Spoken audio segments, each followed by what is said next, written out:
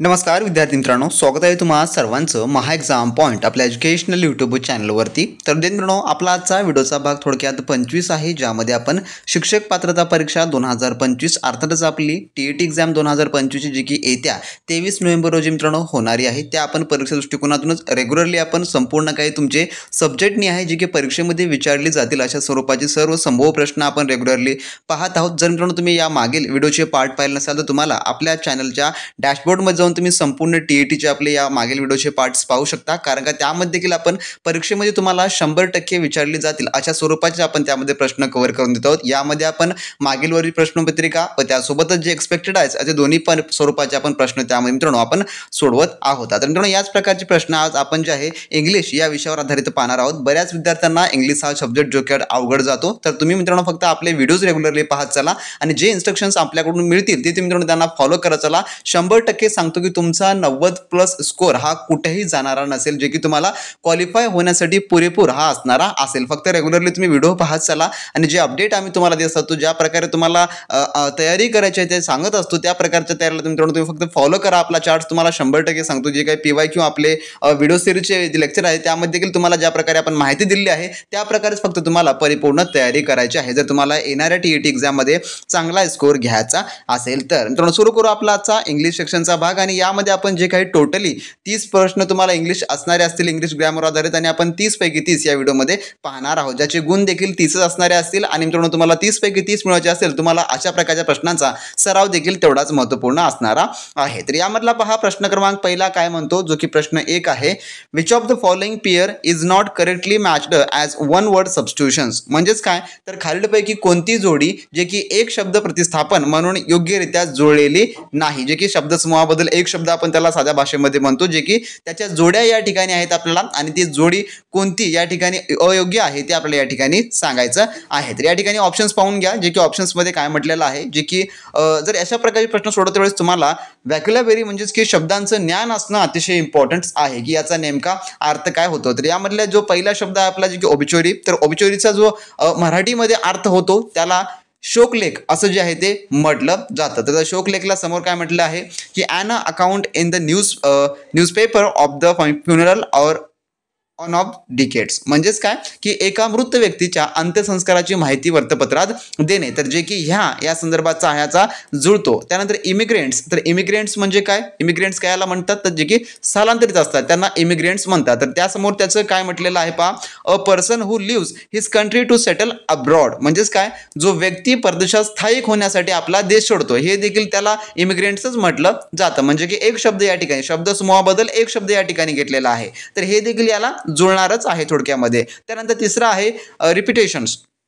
आता रिपिटेशन्स म्हणजे काय, तर रिपिटेशन्स म्हणजे होते पुनरावृत्ती। आता पुनरावृत्ती या ठिकाणी थोडक्यामध्ये मॅच होतं का, पुनरावृत्ती या ठिकाणी त्याचं जे या ठिकाणी आपल्याला एक शब्द समूहाबद्दल अनेक शब्द दिलेला आहे तो या ठिकाणी मॅच होतं का ते पाहू आपण। तर यामध्ये म्हटलेलं आहे की commencement of words with the same letter and or sound. म्हणजेच काय, याचा अर्थ काय होतो की शब्दाची सुरुवात समान अक्षर आणि किंवा ध्वनीने होणे, जे की या जे काही रिपिटेशनच्या याच्यामध्ये हे जुळत नाही। तर रिपिटेशनचा अर्थ काय होतो, तर रिपिटेशन म्हणजे की पुनरावृत्ती हा एक काय तर अलंकाराचा प्रकार आहे, हा फिगर ऑफ एक स्पीच आहे, जिथे जोर देण्यासाठी शब्द किंवा शब्दाचा समूह पुन्हा पुन्हा वापरला जातो। त्यामुळे जे आहे थोडक्यामध्ये हे येणारं नसेल। आता हे कयामध्ये येतं तर आहे एलिट्रेशन मध्ये येणारं आहे। तर एलिट्रेशन म्हणजे की अनुप्रास अलंकार त्याला आपण म्हणतो, तर हे अनुप्रास अलंकाराची एक जोडी आहे, त्यामुळे ही जोडी जी आहे थोडक्यामध्ये चुकीची आहे। मग याचं उत्तर कोणतं होणार असेल, जे की ऑप्शन नंबर 3 हे जे आहे याचं उत्तर होणार असेल। तर असे काही तुम्हाला प्रश्न विचारले जातात, त्यामुळे तुम्हाला शब्द समूहा साठा तुमच्याकडे असणं अतिशय महत्त्वपूर्ण आहे। तर शेवटचे काही आपल्याकडे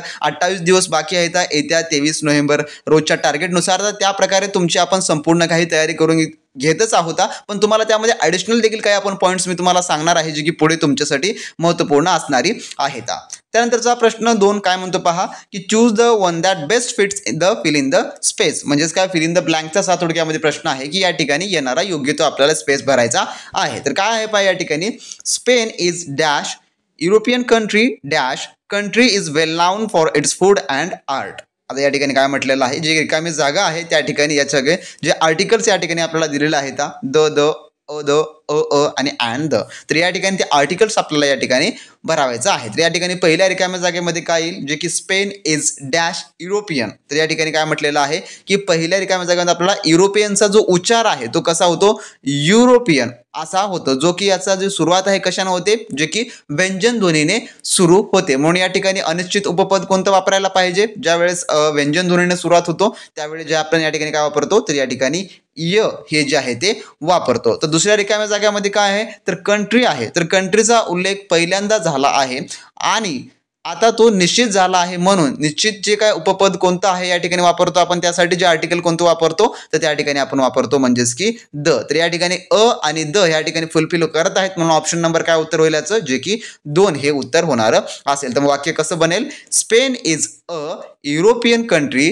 the country is well known for its food and art. या प्रकारचा जो आहे हा थोडक्यामध्ये हा फिल इन द ब्लँक या ठिकाणी होणारा असेल. आता बरेच विद्यार्थी म्हणतील की ई तर आलेला आहे या ठिकाणी, ए ई आय ओ यू जेवढे स्वर आहे, जेव्हा स्वर येतात त्यावेळेस आपण ॲन हे वापरतो, परंतु हे फक्त या ठिकाणी स्वर येणे इम्पॉर्टंट नाही, त्याचा उच्चार कोणत्या पद्धतीनं होतो, त्याच्या उच्चारामध्ये का स्वर येते, व्यंजन येते, हे खूप या ठिकाणी इम्पॉर्टंट आहे. त्यामुळे युरोपियन हे या प्रकारे येते, युरोपियन हे या प्रकारे येते, म्हणजेच की या ठिकाणी यू हे व्हायचा या ठिकाणी जे आहे उल्लेख थोडक्यामध्ये होतो, म्हणून जे आहे या ठिकाणी आपण काय वापरलेलं आहे, य हे वापरलेलं आहे, हे उपपद हे वापरलेलं आहे. तर हे एक इम्पॉर्टंट आहे, तुम्ही या ठिकाणी लक्षात ठेवून घ्या. यूचा उच्चार झाल्यामुळे या ठिकाणी आपल्याला काय वापरलेलं आहे, आपण य हे वापरलेलं आहे. तर कन्फ्यूज होऊ नका, थोडक्यामध्ये काळजीपूर्वक लक्ष देऊन जर तुम्ही समजून घेतलात तरी तुम्हाला सर्व काही मित्रांनो समजून जाईल. त्यानंतरचा पुढील प्रश्न काय म्हणतो पहा, प्रश्न क्रमांक 3 आहे, identify which part of the sentence has an error. तर या ठिकाणी जे काही इरर आहे तो आपल्याला या ठिकाणी ओळखायचा आहे. तर सेंटेन्स पहा, Mahesh has written the email before his wife Neha entered the dining hall, no error. तर या ठिकाणी कोणतं जे आहे याचं सुस्पष्ट उत्तर असणार असेल. तर काय आहे याचं उत्तर, तर याचं उत्तर जे आहे जे की ऑप्शन नंबर 4 म्हणजेच की य हे जे आहे यामध्ये थोडक्यामध्ये एरर आहे. तर या ठिकाणी पाहून घ्या, जेव्हा हा वाक्य आपल्याला हा जो या ठिकाणी सेंटेन्स दिलेला आहे यापैकी एरर शोधण्यासाठीचे, तर एचा हा एरर कशा प्रकारे आहे, तर यामध्ये जेव्हा भूतकाळामध्ये 2 क्रिया एका पाठोपाठ घडतात तेव्हा जी क्रिया आधी घडली ती पास्ट परफेक्ट टेन्स, म्हणजेच की त्यामध्ये काय असतं, हॅड प्लस वर्ब 3 हे जे आहे थोडक्यामध्ये असतं, आणि जी नंतर घडली ती कयामध्ये येते, तर ती येते सिंपल पास्ट टेन्स, म्हणजेच की वर्बचा दुसरा फॉर्म जो आहे त्या ठिकाणी असतो. हे एक तुम्ही लक्षात ठेवून घ्या. आता वाक्यामध्ये काय आहे या ठिकाणी पहा, की Neha entered the dining hall, हे कसंच आहे, तर हे सिंपल पास्ट टेन्स आहे, जे की ही एक नंतरची क्रिया आहे, आणि त्यामुळे Mahesh has written the email ही काय आहे, तर ही आधीची क्रिया आहे, म्हणजे ही पास्ट परफेक्ट टेन्समध्ये असायला हवी. म्हणजेच कसं असायला पाहिजे, की Mahesh had written the email असं असायला हवे होतं. या ठिकाणी या हॅजच्या जागी हॅड असायला पाहिजे होतं, म्हणून जे आहे हॅज रिटन हा भाग ए मध्ये आहे, म्हणून य हे भाग कसा आहे, भागात काय आहे, तर य ह्या भागामध्ये हे चूक आहे, म्हणून ऑप्शन नंबर 4 याचं जे आहे ते उत्तर होणार असेल. तर अशा एरर टाईपचे देखील तुम्हाला भरपूर प्रश्न परीक्षेमध्ये येतात येणारेच असतात, कारण का यावर जे आहे तुमचे मार्क चुकतात, त्यामुळे जे आहे कॉम्पिटिशन्स अधिक कम्पीट करण्यासाठी अवघड होतं आपल्याला, म्हणून तुम्हाला अशा प्रकारच्या प्रश्नांचा सर्वाधिक सराव करणं हे अतिशय इम्पॉर्टन्स आहे मित्रांनो. त्यानंतरचा आपला पुढील 4था प्रश्न पहा काय म्हणतो, choose the correctly spelled word out of the followings. तर यापैकी आपल्याला पुढीलपैकी जे आहे योग्य स्पेलिंग असलेला शब्द निवडायचा आहे. तर योग्य जे काय आहे, तर या पहिला शब्द अथॉरिटीज आहे, दुसरा आहे एक्सप्रेसिस आहे, त्यानंतर तिसरा आहे ज्युडिशियस, आणि चौथा जो आहे जो की डिस्प्रेशन्स असा प्रकारचा एक शब्द आहे. तर यापैकी जे स्पेलिंग्स आहेत योग्य ते आपल्याला या ठिकाणी मांडायच्या आहेत. तर कशाचं या ठिकाणी जे काही स्पेलिंग्स बरोबर आहेत, तर मग ते आहे ऑप्शन नंबर 1 म्हणजेच की अथॉरिटीज. तर अथॉरिटीज ही स्पेलिंग आपण या प्रकारेच लिहितो की AUTHORITIES अथॉरिटीज म्हणजेच काय, तर अधिकार किंवा अधिकारी हे जे योग्य ते स्पेलिंग्स आहे. तर एक्सपेन्सेस जे आहे हे आपण या प्रकारे लिहित नाही, तर यामध्ये डबल पी हे कधीच येत नाही. दुसऱ्या ऑप्शन्समध्ये यामध्ये काय येतं, EXPRESSIV ह्या प्रकारे ज्या थोडक्यामध्ये आपण लिहितो. त्यानंतर ज्युडिशियस हे देखील या प्रकारे लिहित नाही, तर यामध्ये JUDICIOUS या प्रकारे येतं. तर यामध्ये यूच्या नंतर ओ घेतलेला आहे, परंतु ओ हे अगोदर असतं, पुन्हा नंतर त्यामध्ये यू असतं, त्यामुळे हे देखील या ठिकाणी चुकीची स्पेलिंग आहे. त्यानंतर डिस्क्रिप्शन्स आपण ह्या प्रकारे लिहित नाही. डिस्क्रिप्शन्स आपण डिस्क्रिप्शन कसं लिहितो, DES CRIPTION या प्रकारे आपण डिस्क्रिप्शन लिहितो. म्हणून ऑप्शन नंबर 1 या प्रश्नाचं योग्य ते उत्तर होणार असेल. जर मित्रांनो तुम्ही अजूनही TET साठी आपली असलेली स्पेशल टेस्ट सिरीजची बॅच जर मित्रांनो तुम्ही जॉईन केलं नसाल तर मित्रांनो वेळ न वाया घालवता लगेचच्या लगेच आपलं ॲप डाउनलोड करून घ्या. या व्हिडिओच्या डिस्क्रिप्शन बॉक्समध्ये आपल्या ॲपची ऑफिशियल लिंक आहे. त्यामध्ये मित्रांनो तुम्हाला 50 ते 60 प्लस मित्रांनो तुम्हाला टेस्ट सिरीज त्या ठिकाणी मिळणार असेल, ज्यामध्ये तुम्हाला फुल लेंथ टेस्ट प्लस मित्रांनो तुम्हाला सब्जेक्टिव्ह टेस्ट अशी संपूर्ण काही तयारी होईल. या स्वरूपाचे आपण सर्व टेस्ट त्यामध्ये ॲड करून दिले आहेत. जर मित्रांनो तुम्ही 100% सांगतो जर तुम्ही त्या प्रश्नांचा तुम्ही सराव केलात, परिपूर्ण प्रश्नांचा मित्रांनो 100% अभ्यास केलात तर तुमचे 90 प्लसचा स्कोर मित्रांनो कुठेच जाणार नसेल ही मी गॅरंटी देतो मित्रांनो. कारण का त्यामध्ये आपण सर्व काही PYQ प्रश्न ॲड केलेले आहेत व त्यासोबतच त्या ठिकाणी आपण जे एक्सपेक्टेड क्वेश्चन्स आहेत त्याच्या स्वरूपाचे सर्व आपण प्रश्न त्यामध्ये ॲड करून तुम्हाला दिलेले आहेत. जर मित्रांनो तुम्हाला येणाऱ्या TET एक्झाममध्ये क्वालिफाय व्हायचं असेल, हा तुमचा शेवटचा अटेम्प्ट किंवा पहिला अटेम्प्ट तुम्हाला TET पासून मुक्तता हवी असेल तर मित्रांनो एकमेव तुम्हाला पर्याय आहे आपली टेस्ट सिरीजची बॅच. त्यामध्ये तुम्हाला संपूर्ण सविस्तर टेस्ट सिरीजचं विश्लेषण आपण करून दिलेलं आहे, संपूर्ण माहिती त्यामध्ये इन्क्लूड केलेली आहे व त्यासोबतच तुम्हाला जे काही तुमचा स्कोर वगैरे आहे किंवा तुमचा वीक सब्जेक्ट कोणता वगैरे आहे ते सर्व काही त्या ठिकाणी तुम्हाला पाहता येणार आहे. ज्यामध्ये तुम्हाला फुल लेंथ टेस्ट म्हणजेच की 150 प्रश्न 150 गुणाची टेस्ट व त्यासोबतच सब्जेक्टिव्ह टेस्टमध्ये तुम्हाला 30 प्रश्न तुम्हाला मित्रांनो त्या ठिकाणी सर्व टेस्ट आपण ॲड करून दिलेले आहेत. पेपर 1 व पेपर 2च्या उत्तम तयारीसाठी मित्रांनो तुम्ही लगेचच्या लगेच आपले ॲप डाउनलोड करा. महा एक्झाम पॉईंट आपल्या ॲपचं नाव आहे किंवा या व्हिडिओच्या डिस्क्रिप्शन बॉक्समध्ये देखील तुम्ही जाऊन ते लगेचच्या लगेच आपले ॲप जे आहे मित्रांनो तुम्ही डाउनलोड करू शकता. चांगल्या उत्तम तयारीसाठी लगेचच्या लगेच आपले ॲप डाउनलोड करून घ्या मित्रांनो आणि चांगला तुम्ही आजपासून तयारीला लागा. कारण का वेळ हा तुमच्याकडे अतिशय कमी आहे मित्रांनो. कारण का वेळ जर वाया घातला तर तुम्हाला येणाऱ्या काळामध्ये अजून अवघड होईल TET एक्झाम क्रॅक करण्यासाठी. त्यामुळे वेळ न वाया घालवता लगेचच्या लगेच आपले ॲप्लिकेशन डाउनलोड करून घ्या. त्यानंतर पाहू आपला पुढील प्रश्न जो की प्रश्न 5वा असा आहे. काय म्हणतो पहा की choose the grammatically correct sentence. तर या ठिकाणी आपल्याला ग्रॅमॅटिकली सेंटेन्स जो आहे जो की निवडायचा आहे की या ठिकाणी कोणतं वाक्य बरोबर आहे. तर याचं उत्तर जे आहे ते आहे ऑप्शन नंबर 2. काय वाक्य काय पहा, the match will be cancelled if it rains. तर याचं जे आहे थोडक्यामध्ये हे वाक्य बरोबर आहे. तर कसं बरोबर आहे तर या ठिकाणी पाहून घ्या. कारण का हा जो वाक्य आहे जो परिपूर्ण आलेला आहे हे वाक्य योग्य कंडिशन क्लॉजमध्ये आहे, टाईप 1 मध्ये आहे आणि हे वाक्य जे आहे future tense plus simple present tense मधलं आहे. जर इतर वाक्य पहिलं यामध्ये पाहून घ्या. पहिल्या वाक्यामध्ये कसं आहे, Natasha visiting some renowned libraries in Australia last years. यामध्ये कसं आहे तर यामध्ये क्रियापद हे अपूर्ण आहे.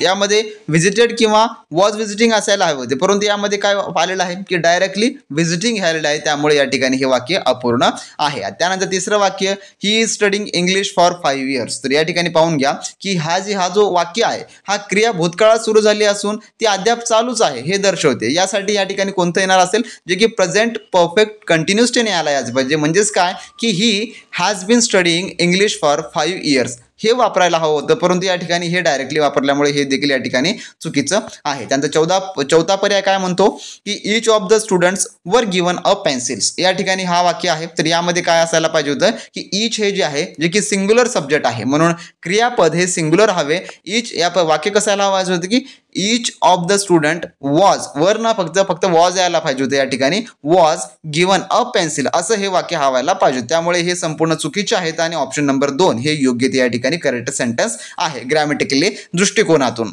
त्यानंतर आपण पाहू पुढचा आपला 6वा प्रश्न. 6वा प्रश्न काय म्हणतो पहा, identify the figure of speech laughter is the music of the souls.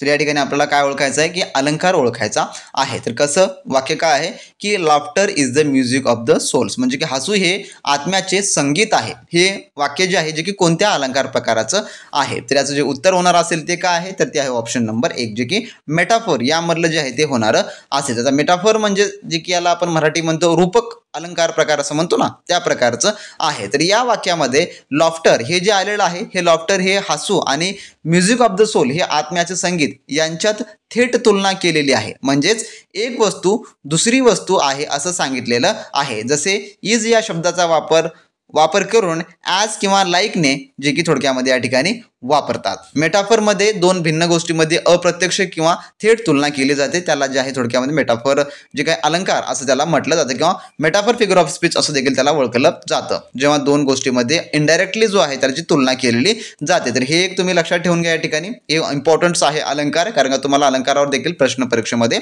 येतात. त्यानंतरचा पुढील प्रश्न जो की 4था प्रश्न आहे. काय म्हणतो पहा 7वा प्रश्न, name the underlined clause in the given sentence. Had I the wings of bird I would fly away.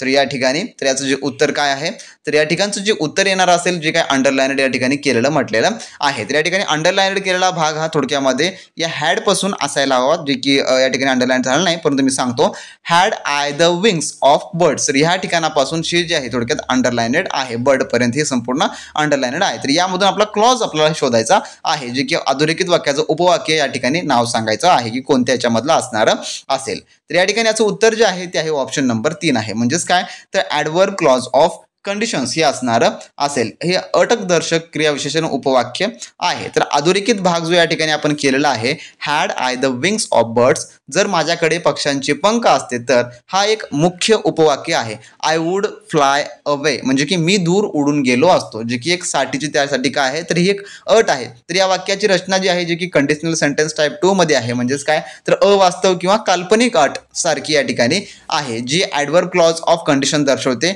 सामान्यतः if I had the wings of birds असे असते, पण हॅडने सुरू करून इफ वगळता येते. हे देखील या ठिकाणी तुम्ही लक्षात ठेवून घ्या. म्हणून ऑप्शन नंबर 3 याचं उत्तर होणार असेल. त्यानंतर आपला पुढील प्रश्न जो की प्रश्न 8वा आहे, काय म्हणतो पहा, की choose the correct alternative to fill in the blanks. तर फिल इन द ब्लँक आपल्याला परत एक बार आलेला आहे. वाक्य काय आहे, if I had know you were in town. तर या ठिकाणी असं म्हटलेलं आहे की रिकामी जागा भरा म्हणून. तर याचं जे उत्तर आहे ते आहे ऑप्शन नंबर थोडक्यामध्ये 2 येणारं असेल, I would have to meet you. तर या ठिकाणी हे प्रकारचं वाक्य होणार असेल. हे देखील वरच्या प्रकारचंच आहे. हे कंडिशनल सेंटेन्स आहे, जे की टाईप 3चं उदाहरण आहे, जे भूतकाळातील एक पूर्ण न झालेली अट आणि तिचा परिणाम दर्शवते. रचना कशी आहे याची, की इफ आहे या ठिकाणी if plus past perfect tense यामध्ये हॅड आलेला आहे, पास्ट परफेक्ट आहे इफ आय हॅड नोन. आणि मेन क्लॉजमध्ये सब्जेक्ट काय आहे, यामध्ये मेन क्लॉजमध्ये सब्जेक्ट प्लस वूड हॅव या ठिकाणी घेतलेलं आहे, वूड हॅव घेतलेला आहे प्लस पास्ट पार्टिसिपेट घेतलेला आहे. म्हणजेच की V3चा फॉर्म या ठिकाणी आपल्याला मिळालेला आहे. म्हणून योग्य पर्याय काय येणार असेल, जे की I would have met you म्हणजे की मी तुला भेटलो असतो, असा थोडक्यामध्ये त्याचा अर्थ होणारा असेल, जे की ऑप्शन नंबर 2 हे याचं योग्य उत्तर होईल.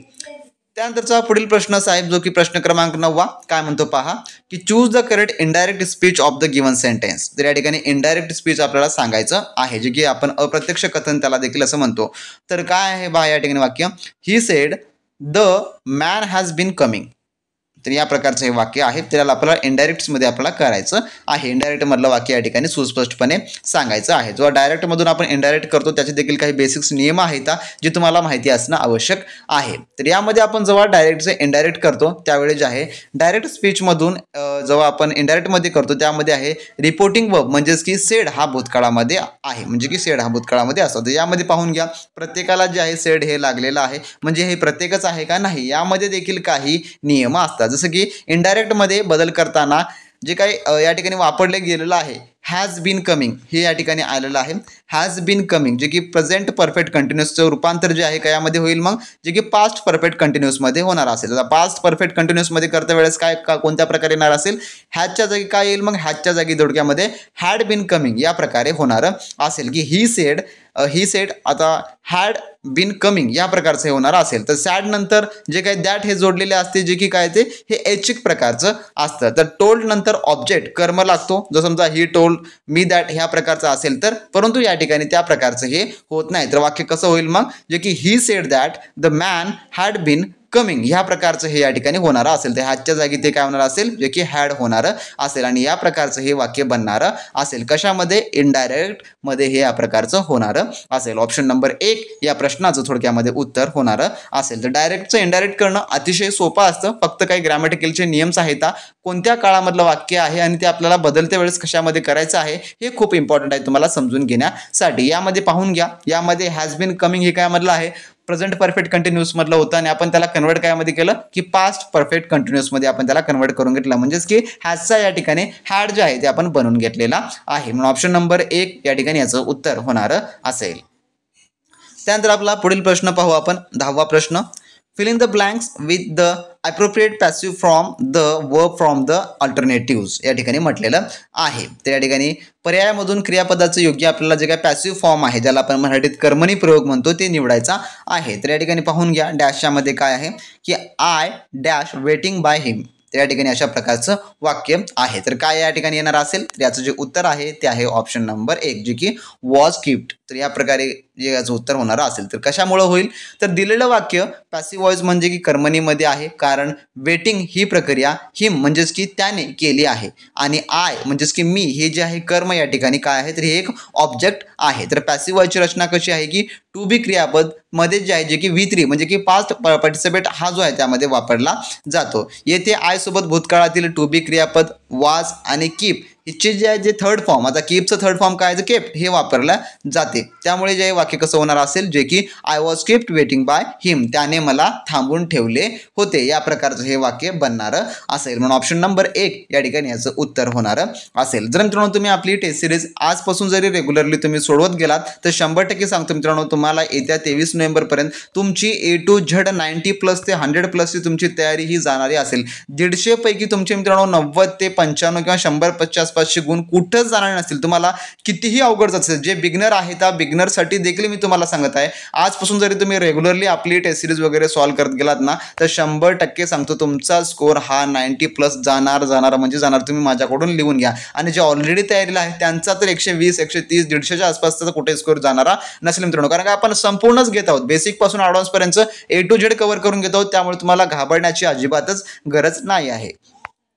त्यानंतर आपला प्रश्न 11वा असा आहे, काय म्हणतो पहा, choose the correct question tag. तर क्वेश्चन टॅग या ठिकाणी आपल्याला ऍड करायचा आहे. तर काय कशासमोर, नोबडी हॅज डन इट, म्हणजे की या ठिकाणी आता नोबडी हॅज डन इट च्या पुढे आपला क्वेश्चन टॅग या ठिकाणी वापरायचा आहे. तर कोणता येणारा असेल, तर मूळ वाक्य काय आहे, जे की नोबडी हॅज डन इट असं आहे. तर मूळ वाक्य हे निगेटिव्ह आहे, कारण नोबडी हे कोणीही नाही हा एक नकारार्थी शब्द आहे या ठिकाणी, जे की नकारार्थी वापरलेला आहे. तर आता क्वेश्चन टॅग कसा येईल, तर क्वेश्चन टॅग नेहमी हा नकारार्थीच्या अपोजिट मध्ये येतो, म्हणजेच की पॉझिटिव्ह या ठिकाणी येणारा असेल.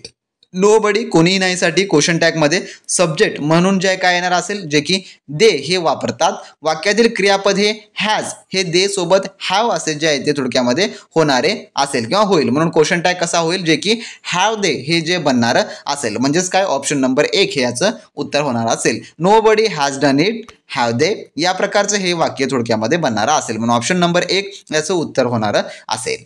त्यानंतरचा प्रश्न आपला 12वा असा आहे पुढील, काय म्हणतो पहा, की choose the correct preposition in the given sentence. या ठिकाणी आपला प्रिपोजिशन्स या ठिकाणी सांगायचा आहे. दिलेल्या वाक्यातील योग्य ते शब्दयोगी अवयव निवडायचा आहे. तर काय आहे पहा वाक्य, mother is interested dash cooking. तर mother is interested dash cooking असं म्हटलेलं आहे. तर या ठिकाणी काय येणार असेल, जे काही प्रिपोजिशन तर या ठिकाणी येणार असेल, जे की ऑप्शन नंबर 1 चा म्हणजेच की इन हे येणार असेल. तर कशामुळं, इंटरेस्टेड या विशेषणासोबत सामान्यतः इन हेच प्रिपोजिशन जे आहे ते वापरलं जातं. इंटरेस्टेड इन याचा अर्थ मध्ये रस असणे असा होतो. आणि या ठिकाणी योग्य वाक्य काय आहे, mother is interested in cooking, की माझी आई जी आहे थोडक्यामध्ये आई जी आहे जी की स्वयंपाक करण्यामध्ये खूप इच्छुक आहे, अशा प्रकारचं हे वाक्य थोडक्यामध्ये बनणारं असेल. म्हणून ऑप्शन नंबर 1 याचं उत्तर जे आहे ते बनणारं असेल. त्यानंतरचा प्रश्न आपला 13वा असा आहे पुढील प्रश्न 13वा काय म्हणतो पहा, की the mother along with her daughter dash tennis on Sunday.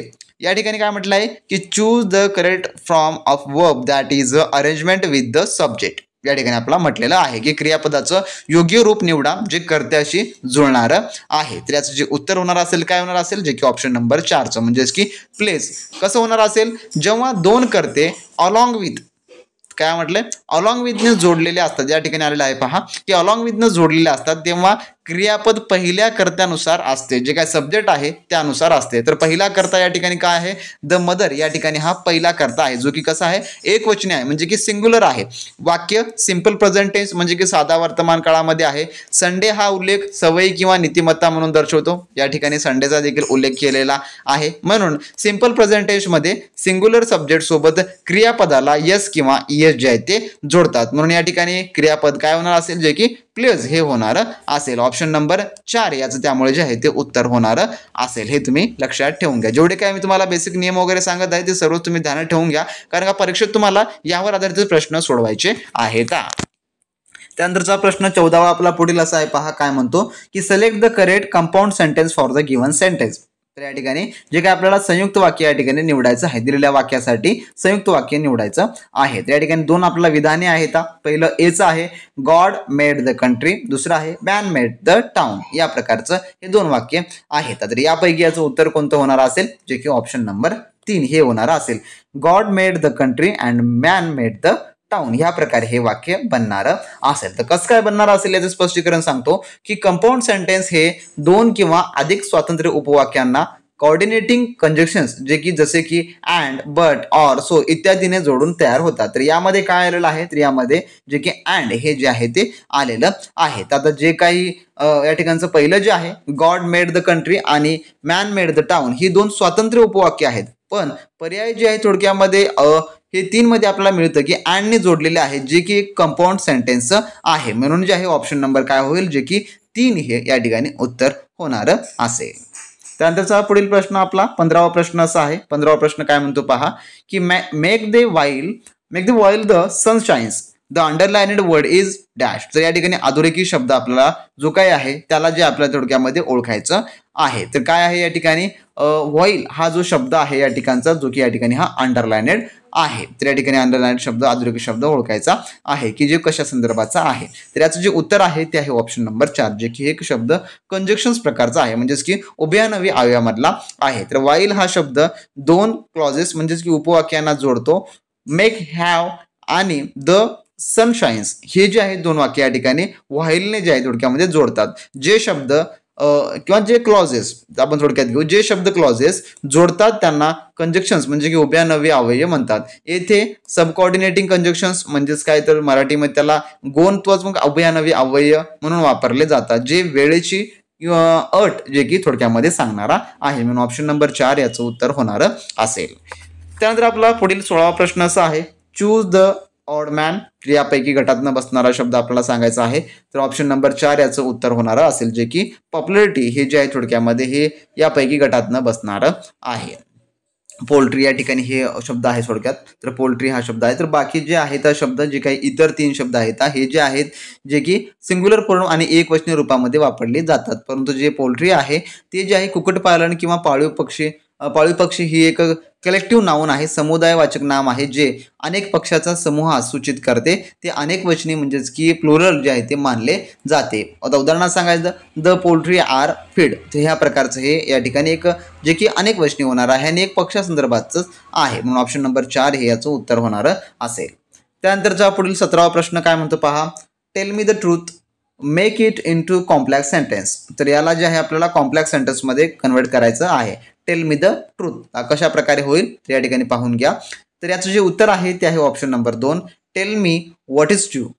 Right, या प्रकारे हे बनणार असेल. तर कशा प्रकारे कयामुळे होणार असेल की कॉम्प्लेक्स सेंटेन्समध्ये एक मेन क्लॉज म्हणजे की मुख्य उपवाक्य आणि एक किंवा अधिक सब कोऑर्डिनेट म्हणजेच की गोन उपवाक्य असतात, जी सबऑर्डिनेटिंग कंजक्शन जे आहे उदाहरणामध्ये दॅट, हू, विच, व्हॉट इत्यादीने जे आहे जे की जोडलेली असतात. तर मूळ वाक्य जे आहे tell me the truth he simple sentence मधला आहे जे की सिंपल सेंटेन्स आहे, परंतु जो आपला पर्याय नंबर 2 आहे जो की tell me the main clause आहे आणि व्हॉट इज ट्रू हे नाउन क्लॉज आहे. जे व्हॉट आहे जे की सब कोऑर्डिनेटिंग कंजक्शन्स येथे जे आहे जे की रिलेटिव्ह प्रोनाउनने जोडलेलं आहे, या ठिकाणी व्हॉट आलेलं आहे, म्हणून जे आहे जे ऑप्शन नंबर 2 ह्याचं उत्तर जे आहे थोडक्यामध्ये होणार असेल. तर असेच तुम्हाला परीक्षेमध्ये प्रश्न जे आहे 100% येतात आणि अशा प्रकारे तुम्हाला त्याचं उत्तर निवडायचं आहे की बाबा समजा कंजक्शन्स विचारलेलं असेल थोडक्यामध्ये किंवा मेक इट कॉम्प्लेक्स सेंटेन्स, तर कॉम्प्लेक्स सेंटेन्समध्ये तुम्हाला दॅट, हू, विच, व्हॉट या प्रकारचं फक्त शोधायचं आहे आणि जे काही दिसेल तुम्हाला डायरेक्टली त्याचं उत्तर जे आहे थोडक्यामध्ये शोधून टाकून द्यायचं आहे. तुम्हाला स्पष्टीकरण यामुळे सांगत आहे कारण का त्यामध्ये तुम्हाला सर्व बाबी लक्षात राहतात आणि जे काही बाबी मी तुम्हाला सांगत आहे ते लक्षात ठेवलात, परीक्षेमध्ये अशा प्रकारे प्रश्न आला तर डायरेक्टली तुम्ही वेळ न वाया घालवता लगेच त्याचं उत्तर त्या ठिकाणी शोधू शकता मित्रांनो. त्यानंतरचा आपला पुढील प्रश्न असा आहे 18वा, काय म्हणतो पहा, choose the word nearest in the meaning to the underlined word in the given sentence. या ठिकाणी अंडरलाइन्ड केलेल्या शब्दाचा जोडक्यामध्ये सर्वात जवळचा शब्द आपला अर्थ सांगायचा आहे.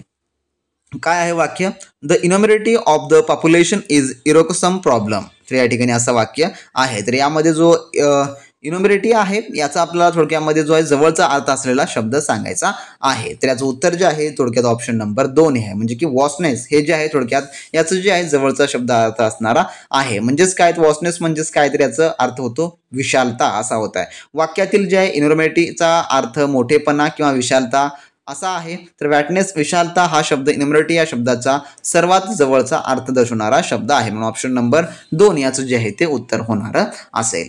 त्यानंतरचा आपला प्रश्न 19वा असा आहे पुढचा, काय म्हणतो पहा, choose the word opposite in the meaning of the given word. तर या ठिकाणी आपला अपोजिट वर्ड या ठिकाणी सांगायचं आहे. तर या ठिकाणी वर्ड कसा आहे पहा की थ्रिफ्टी हा जो आहे शब्द या ठिकाणी आपल्याला दिलेला आहे आणि याचा आपल्याला अपोजिट सांगायचा आहे की थ्रिफ्टीचा जो आहे अपोजिट वर्ड काय होणार असेल, म्हणजे की विरुद्धार्थी शब्द. तर थ्रिफ्टी म्हणजेच काय, तर जे की काटकसरी त्याला जे आहे इंग्लिशमध्ये थ्रिफ्टी असं म्हटलं जातं. तर याचं उत्तर जे आहे जे ऑप्शन नंबर 4 हे याचं होणारं असेल, ज्यालाच की एक्स्ट्रावेगंट असं देखील म्हटलं जातं. तर थ्रिफ्टी म्हणजेच काय, जे की काटकसरी किंवा पैसा जपून खर्च करणारा आणि एक्स्ट्रावॅगंटला म्हणजेच काय, तर एक्स्ट्रावॅगंट म्हणजेच की उधळपट्टी करणारा किंवा आवाजावे खर्च करणारा त्याला जे आहे एक्स्ट्रावॅगंट असं जे आहे ते म्हटलं जातं. तर थ्रिफ्टीच्या अपोजिट काय होणार असेल, तर हा एक्स्ट्रावॅगंट हा शब्द येणारा असेल. तर इतर जे आहे जे की क्युरलसम, वेन, त्यानंतर व्हॅलियंट्स, ह्याचे जे अर्थ थोडक्यामध्ये ह्याच्याच संदर्भातले किंवा जवळच्या आसपासचे होणारे आहेत. पण ऑप्शन नंबर 4 हे याचं परफेक्ट विरुद्धार्थी शब्द होणारा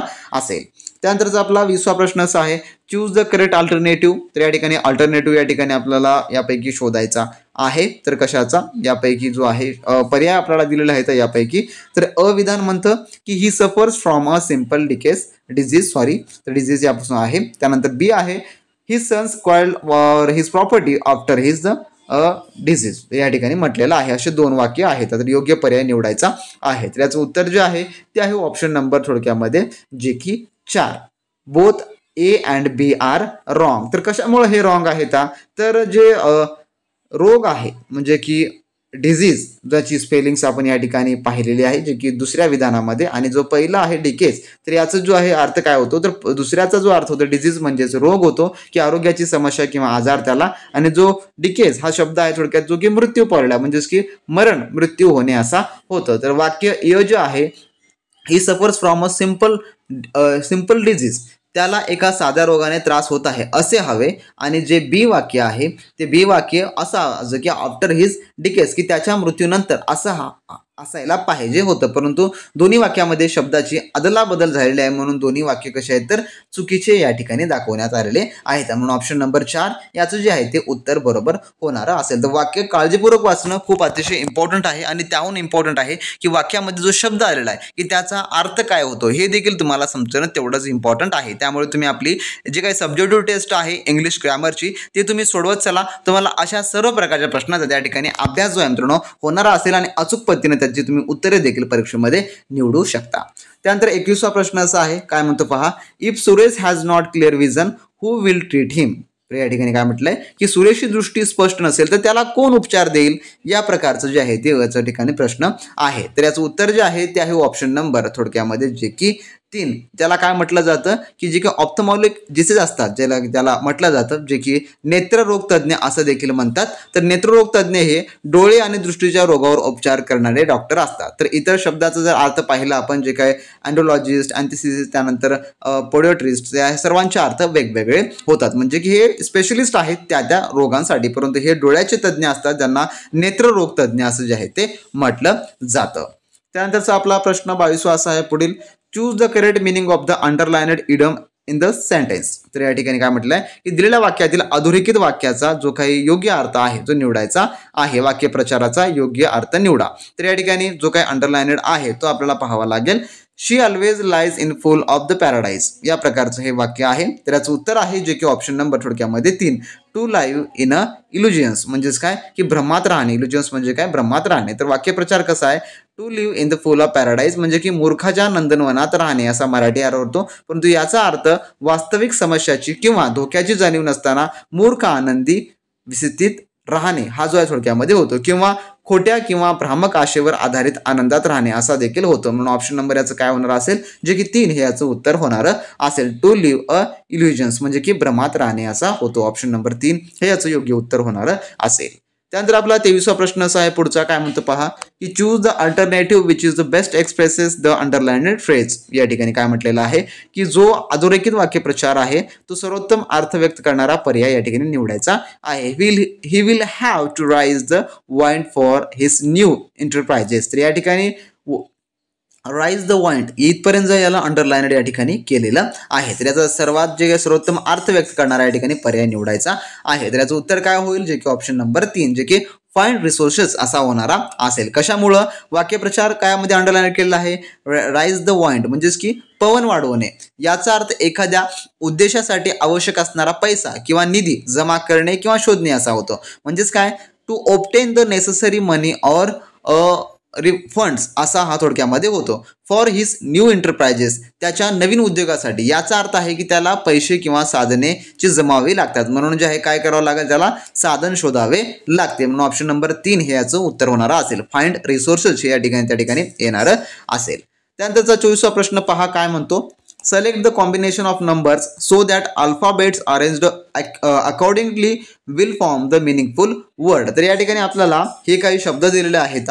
तर या शब्दापासून आपल्याला एक परफेक्ट मिनिंगफुल शब्द तयार करायचा आहे. त्यानंतर हे अंक त्याला मॅच करून जे आहे आपल्याला या ऑप्शन्सपैकी निवडायचे आहेत. तर कोणता शब्द यापासून तयार होणार असेल ते आधी आपल्याला इम्पॉर्टन्स आहे. तर या ठिकाणचा पाहून घ्या. तर शब्दक्रम जर आपण या ठिकाणी लावला तर शब्दक्रम मध्ये पाहून घ्या जे काही ACESTH अशा प्रकारचे आपल्याला काही अक्षरे या ठिकाणी दिले आहेत, इंग्रजी मुळाक्षर. तर यापासून एक शुद्ध शब्द तयार करायचा आहे. तर कोणता शब्द तयार होतो यापासून, जे की यापासून जो एक अर्थपूर्ण शब्द तयार करायला पाहिजे. तर यापासून शब्द तयार होतो जे की CHAST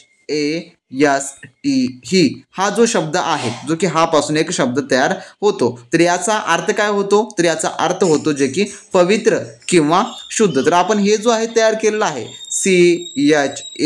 CHAST हा जो शब्द जर आपण बनवलेला आहे, परंतु याला क्रम देखील लावणे इम्पॉर्टंट आहे. तर सी ला क्रम कोणता आहे, सी ला क्रम आहे 2. त्यानंतर एच ला क्रम कोणता आहे, एच ला क्रम आहे 6. त्यानंतर ए ला कोणता क्रम आहे, 1 आहे. एस ला कोणता आहे, तर एस ला 5 आहे. टी ला कोणता आहे, नाही एस ला जो आहे थोडक्यामध्ये 4 आहे आणि टी ला जो आहे थोडक्यात 5 आहे. आणि ई ला कोणता आहे, तर ई ला जो आहे 3 आहे. म्हणजेच काय 2 6 1 4 5 3 या प्रकारचा क्रम आपला काय मिळतो, तर जे की ऑप्शन नंबर 4 मध्ये मिळतो. म्हणून ऑप्शन नंबर 4 हे याचं योग्य ते उत्तर होणार असेल मित्रांनो.